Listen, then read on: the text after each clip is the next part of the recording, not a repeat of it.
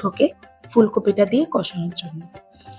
তোমরা দেখতেই পাচ্ছ ফুলকপিটা দিয়েও ভালোভাবে মশলার সাথে আমি করে নিয়েছিলাম, কষিয়ে নিয়েছিলাম, যাতে ফুলকপির মধ্যে সমস্ত মশলাটা ঢুকে যায়। তারপর আমি জল অ্যাড করেছিলাম। তোমরা যেরকম ঝোল খাবে সেরকম তোমাদের পরিমাণ মতো তোমরা জল অ্যাড করবে।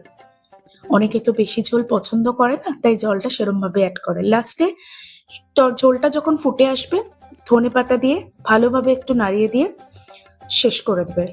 ঠিক আছে? অবশ্যই তোমাদের কাছে একটাই অনুরোধ, ধনেপাতা অ্যাড করার পরে কিন্তু কেউ গরম মশলা ভুল করেও দিও না, দুটোর স্বাদ কিন্তু আলাদা রকমের। রান্নাটা অবশ্যই কিন্তু খেয়ে জানিও কেমন হয়েছে। আর যারা নতুন দেখছো ভিডিওটা অবশ্যই লাইক করতে ভুলো না, সাবস্ক্রাইব করতে ভুলো না, কারণ তোমাদের এইটুকুনি ভালোবাসা আমাদের কাছে অনেক কিছু। ঠিক আছে? আশা করি তোমরা সবাই ভালো আছো এবং সুস্থ আছো।